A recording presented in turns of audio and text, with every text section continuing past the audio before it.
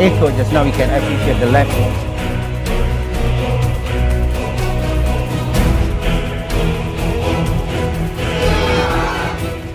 We have a small infant, is a 12 days old baby who has tricuspid atresia and a very restrictive PDA, and she is on prostaglandin, weighing 3 kilograms. And what we plan to do today is to implant a new stent in the PDA. It is called an IBS, or iron-based stent, and it is meant to be a bioresorbable stent. And we hope that by implanting this stent, when the patient comes back later for the surgical repair, there will not be as much challenges in removing the stent, and if there is a need for reconstruction of the pulmonary arteries. So my colleagues here today are Dr. Hisham, Dr. Bokrin, and Dr. Khalil from Afghanistan. So what we have done so far is to put in 2 sheaths into the right femoral artery and the right femoral vein. You can see here that the hubs of these 4 French sheaths are both pink in color, but at the top of the hub on the femoral artery is white, and this indicates that although the external diameter of the sheath is 4 French, but the internal diameter, it can take 5 French catheters. So by doing this, if we need to upgrade, for example, that we need to use a 5 French catheter, it is possible. Or in the case where you are implanting a stent, we might want to use a 5 French JR guiding catheter for this kind of PDA. So what we plan to do is to use this called the 4 French 5-on-4 slender sheath from Terumo, which is 4 in terms of external diameter and 5 in terms of the size of catheters that it can take. So what we plan to do now is to do an angiogram to see how the PDA looks like, how it comes off from the aorta, and do some measurements and see whether this is the right kind of PDA in which we intend to implant this stent. Okay. Right, this is a fairly long PDA, but it comes off from the descending aorta, which means that it is the right kind of PDA in which we can approach this through the femoral artery. So what we are going to do is that I'm going to insert this 4 French diagnostic JR catheter into this slender sheath and then try to get to the mouth of the PDA. Okay, you got the wire, Hisham? Oh.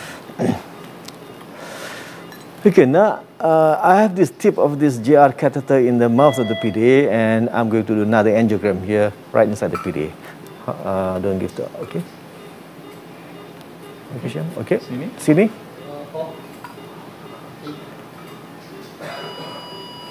Oops, okay, there we go. That flipped out a bit into the aorta, but I think we can see how the PDA looks like. Yeah, it is fairly long PDA, but nevertheless comes off horizontally off the descending aorta. So what I'm going to do now is to cross this PDA with the BMW wire. So Hisham is going to help me with that. Can you focus on this? What Hisham is doing?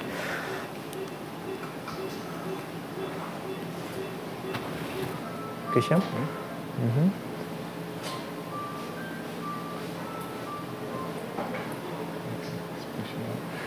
Okay, we can probably use just the BM wire. Okay, all right, okay, all right.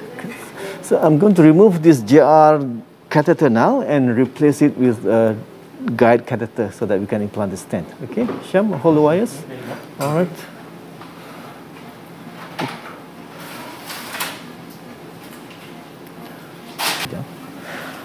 Okay, now Hisham is going to pass these 2 wires over the JR guide catheter.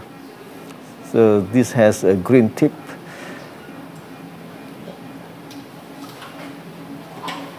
So this is a French JR guide which goes through this slender 5-on-4.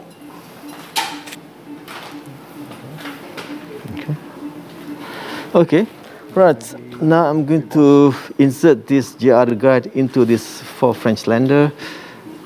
There it goes. So we go back to iliocranial and go 1 meg up. Okay, we've done the angiogram. Now it's time to put in the stent.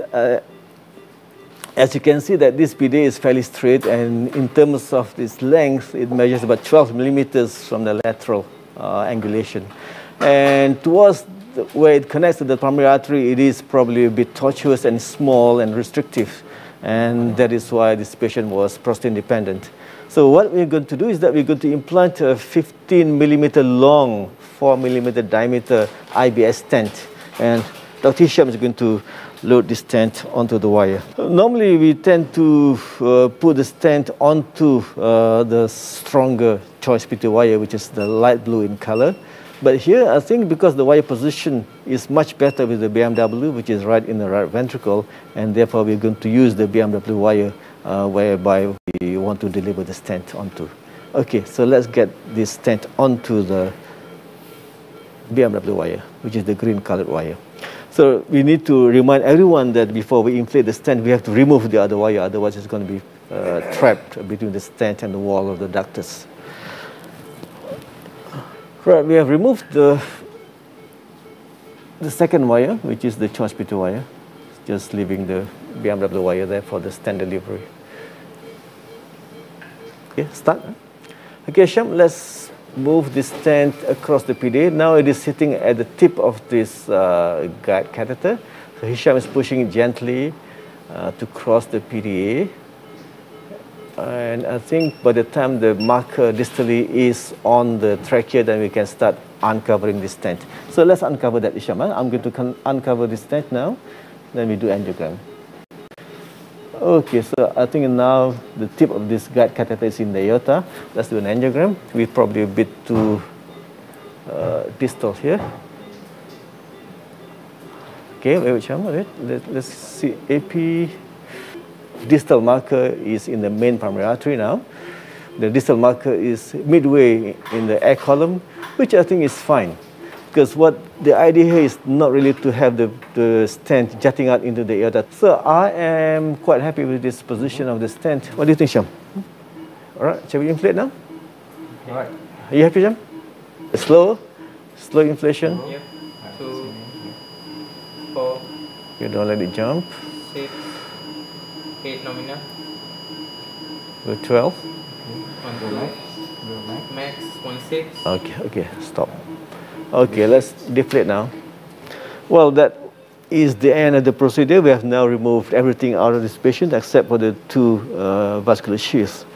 That was a fairly, what we would call a straightforward PDA implantation, stent implantation, because the nature of the PDA is such that the anatomy is fairly straight and comes off from the descending aorta, very well suited for this kind of technique.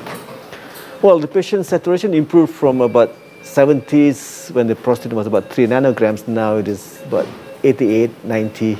So I think it might look that the stent is a bit too big now, but this is a baby who's growing. So in a few days, in a few weeks, I'm sure the sets will going to drop some more, and then the PDA stent will be just nice for the baby for the next few months, maybe 6 months to 9 months before she goes for the first stage gland operation and Fontan operation.